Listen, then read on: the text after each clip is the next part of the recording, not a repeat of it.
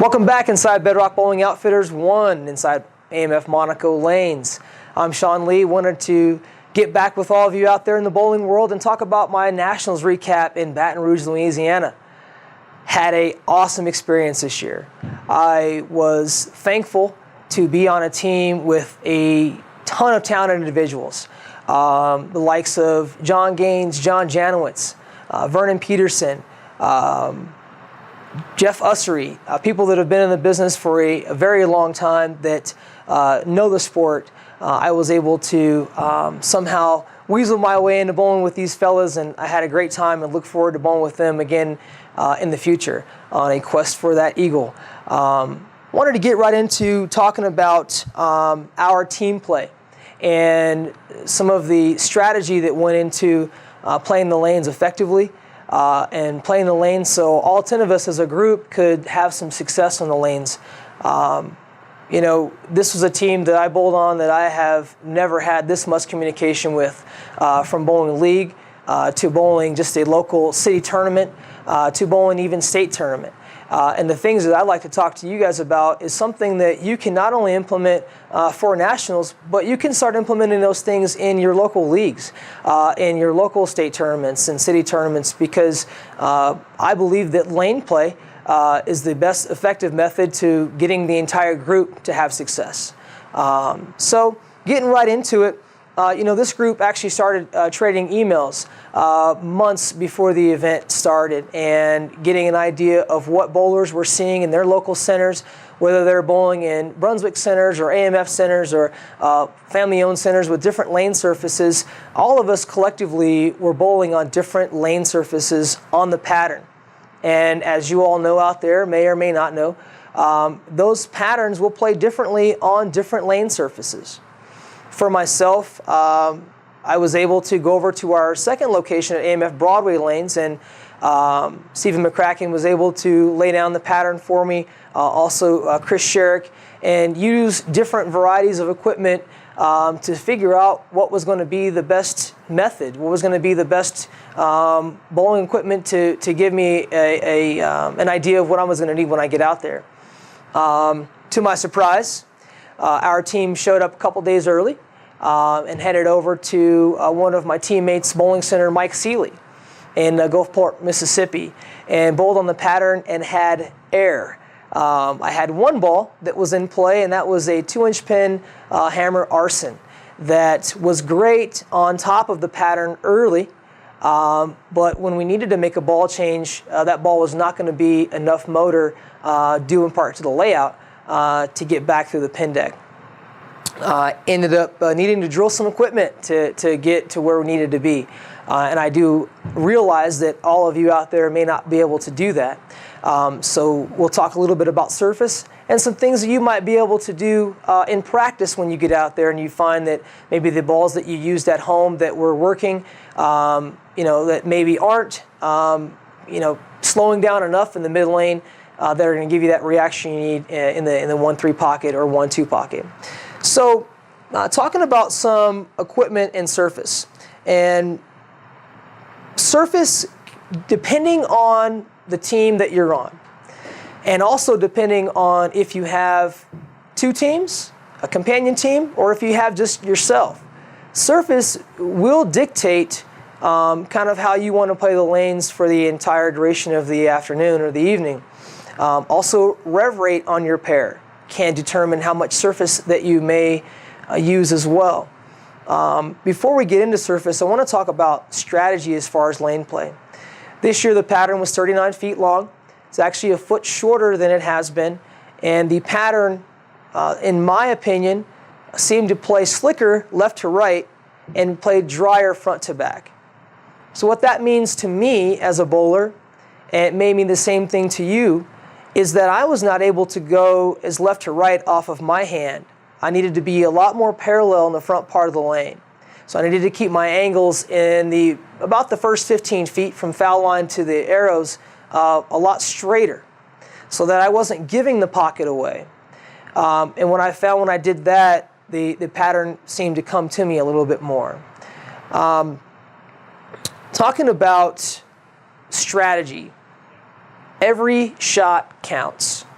from the first to the last. And going back a little bit, talking about communication, our team captain, John Gaines, who has been in the winner's circle before several times, National Amateur Player of the Year.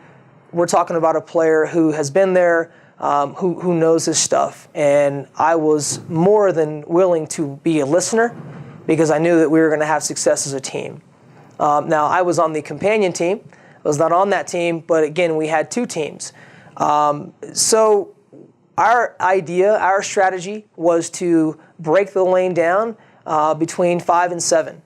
And that would be, first arrow to 7 board, to try to take away some of that 2-pin leave.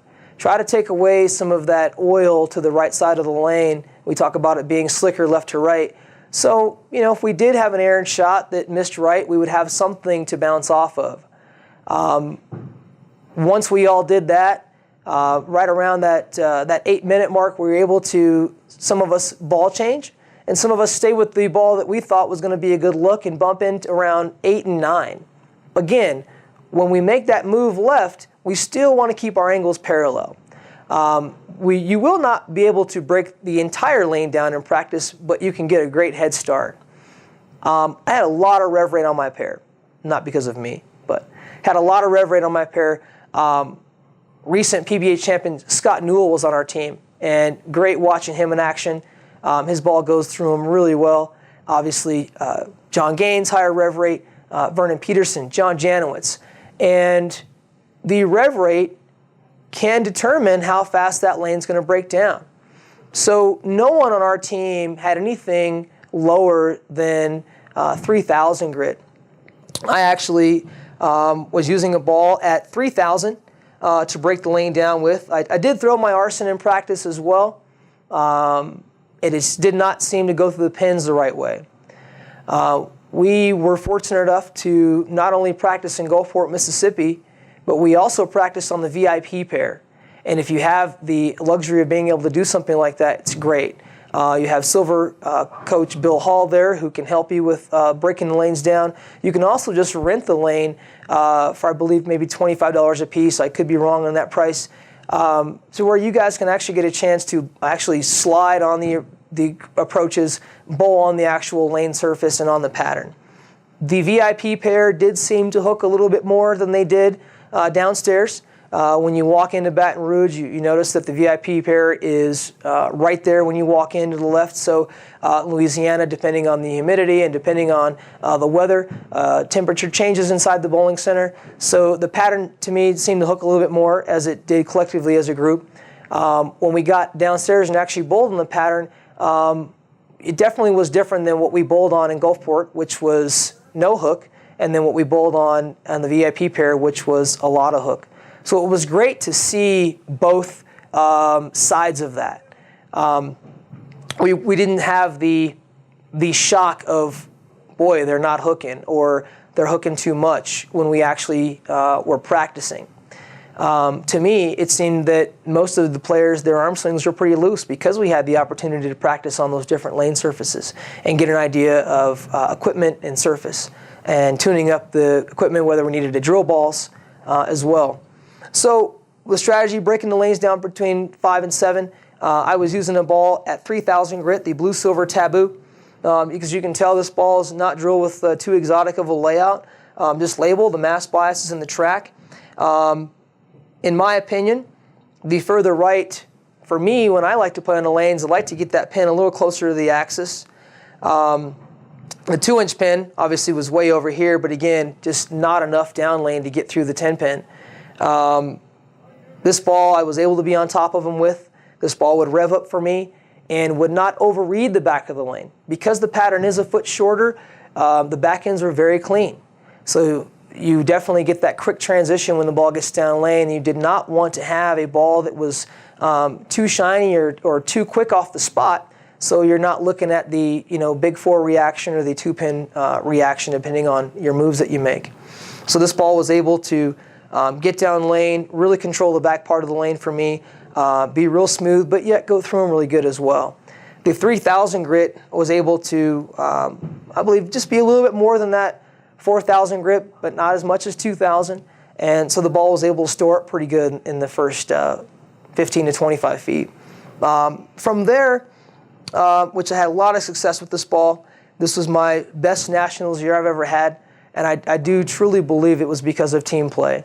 I was able to have some great scores in the first couple of games. When this ball seemed to go away a little bit, I did need to make a ball change and went to an arson. And the arson is at 5 inches from my axis, has a hole here. Mass bias is in a stronger position next to the thumb. This ball I was able to get a little further left with on the lane when this ball went away. I believe in my mind that sticking with this ball going left on the lane would not have been enough motor down lane because of surface and layout. Definitely needed something that was going to be a little cleaner when I moved in. Because the pattern's shorter, didn't want that ball to overread the back part of the lane. So going with a little weaker cover and weaker core here, was able to bump in with this 5-inch pin. Did lose some reaction, did lose some carry, but again, I do believe that was the right move to make. I did drill up a couple of other balls while I was out there, and these two were drilled at the hammer booth as well. Again, I had one ball in play, and so I really needed to firm up my bag so I had the right tools out there. I also drilled a 5-inch pin Axis Rhythm, and this ball houses the same arson core, but actually has the Grand Theft cover on this ball. Mass bias is swung out pretty far, higher hole, and this was just going to be another option that I may have been able to go to in case this ball didn't work.